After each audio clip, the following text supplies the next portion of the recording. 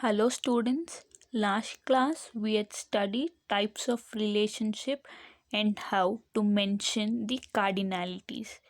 Today let us study what is an RDBMS is.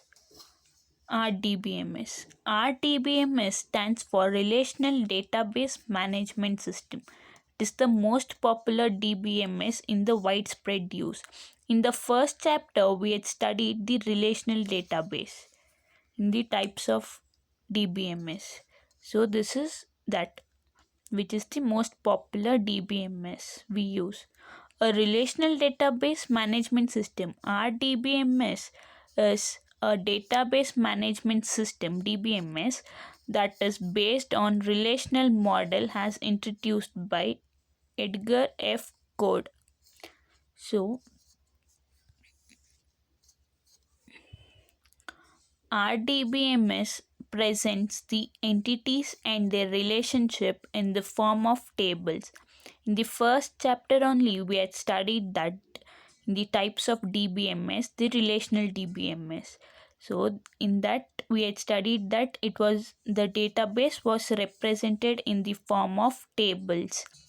So it presents the entities and the relationship in the form of tables. The attributes of the entities form the columns of the table. That is, it will be the entity and the relationship will be in the form of tables, and the columns represents the attributes of the entity. If a student is an entity, the attributes, the roll number and name is an attribute which is written in column wise. That is the attribute that is how attribute is represented in RDBMS. While the instances of the entity form the rows of the table. That is, instances is the data that is entered in the form of rows, like Ram roll number 7, Aishu roll number 6. So like this, it is entered in the form of rows. The instances are represented in the form of rows. Most RDBMS use SQL, that is structured query language, as the database query language to manipulate data. So this SQL is a programming language that is used for the database to store the data. Almost all the RDBMS uses this SQL. In the next chapter you will be studying these queries. The most popular RDBMS are MS SQL Server, DB2, Oracle and MySQL. This is very important, students. The popular RDBMS are MS SQL, that is Microsoft SQL Server, DB Database 2, Oracle and MySQL.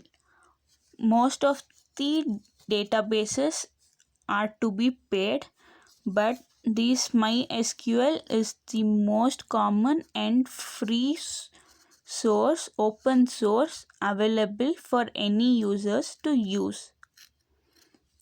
Oracle is the highest paid database to use. MySQL is the most common free source available to use for any users. Next, table.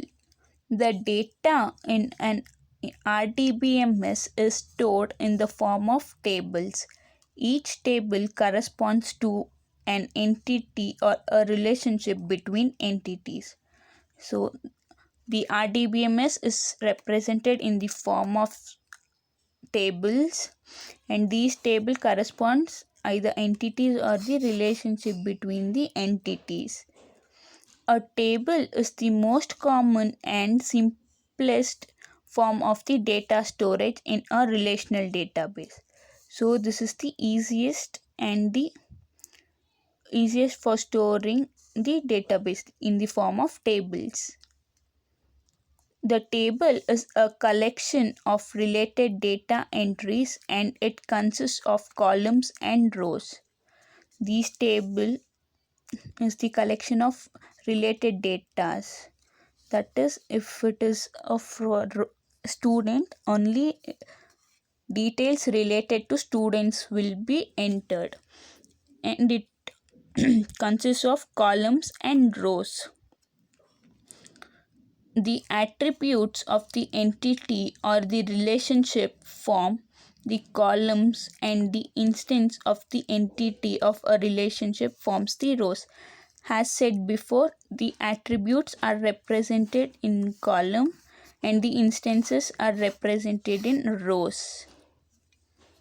For example, the entity instructor in the ER model, we studied this in the types of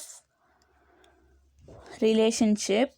In that ER model, we had an instructor entity. So it can be mapped to a table in the relational database as given here.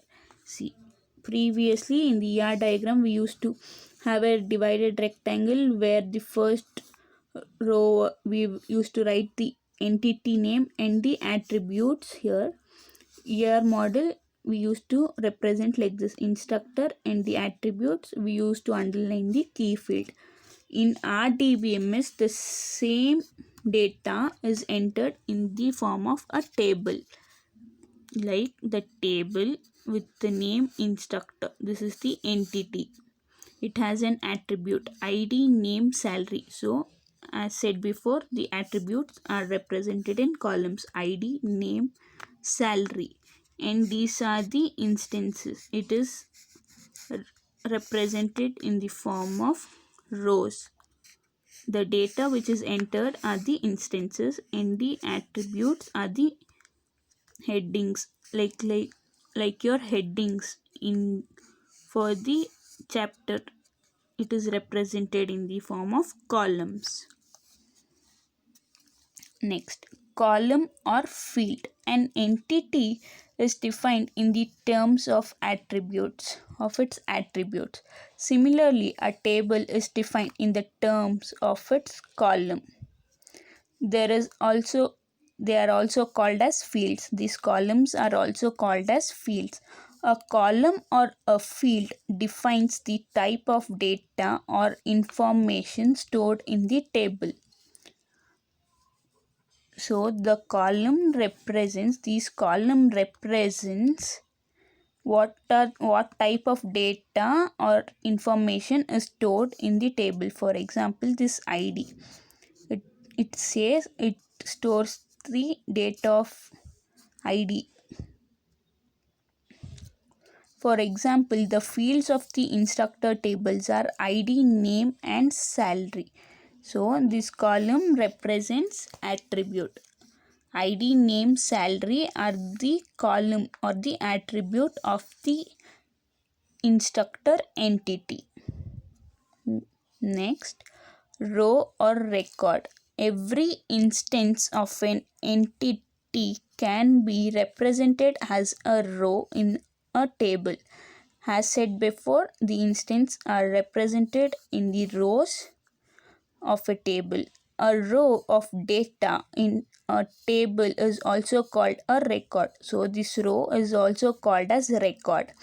Row or record is used to store data for the columns of fields specified in the table. So these rows are used to store data for the columns specified in the table.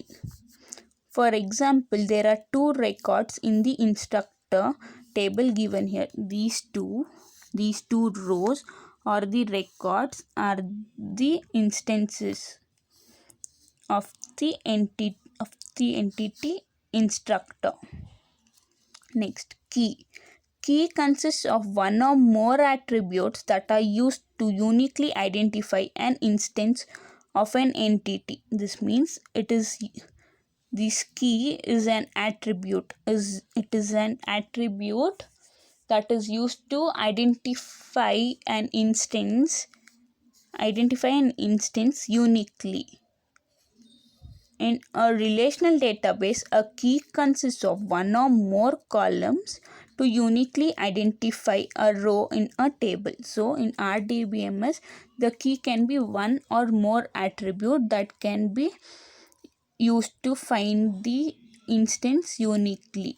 For example, the ID column of the instructor table acts as the key to uniquely identify each instructor. That is this ID field. So this is the ID of an instructor. Maybe this is your max teacher ID and this is maybe your English teacher ID. So these IDs are used to retrieve the data in the table by this unique ID. Thank you, students.